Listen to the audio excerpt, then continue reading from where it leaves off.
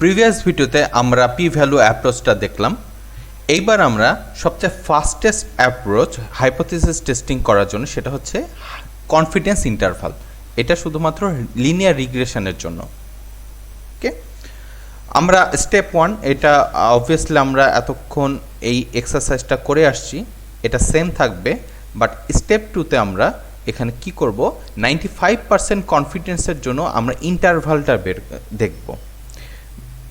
B2 এর জন্য, B2 হতেছে অ্যাডভার্টাইজমেন্ট এক্সপেরিমেন্টের কোএফিশিয়েন্ট। এটার জন্য আমরা 95% কনফিডেন্স ইন্টারভালটাকে দেখব। ওকে,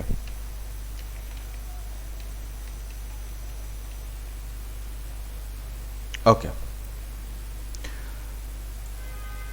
আমরা 95%, লোয়ার 95 এবং আপার 95-এর সাথে আমরা আগেও পরিচয় হয়েছি, হয়তো বা এইভাবে না।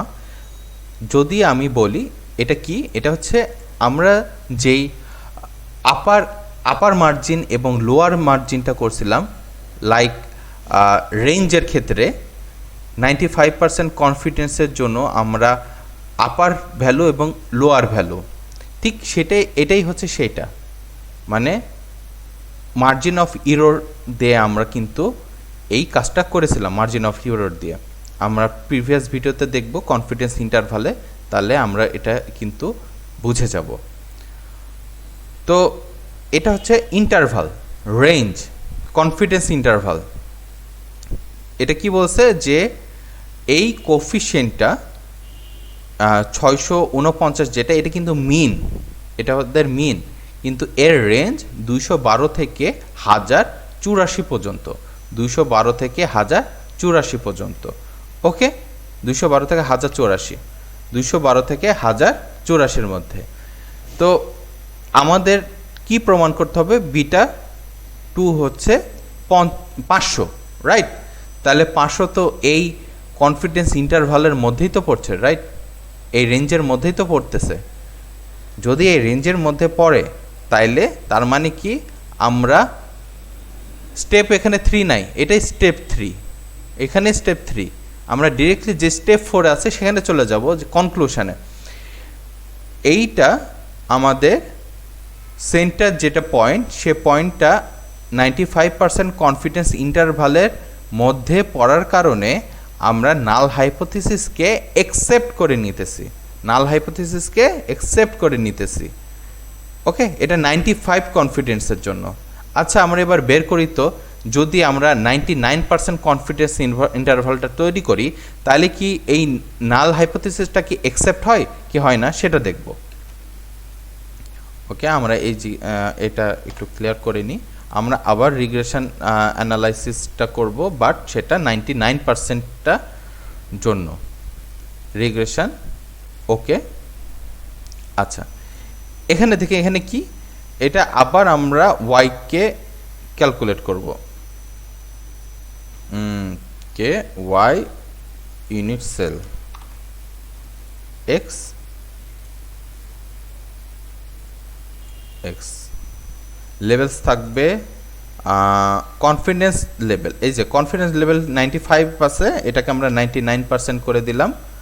ওকে, দেন আমার নতুন আউটপুটটা কোথায় হবে, নতুন আউটপুটটা হবে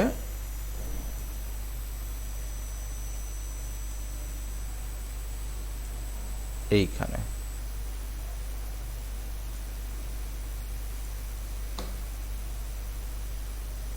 ওকে, আমরা যে নতুন আউটপুট পাইলাম সেখানে লোয়ার 99 এবং হায়ার 99%, এটা কিন্তু হচ্ছে লোয়ার লিমিট, এটা হচ্ছে আপার লিমিট। কার জন্য, আমার B2। ওকে, এটা হচ্ছে B2। সো আমরা B2 এর জন্য এটা পেলাম।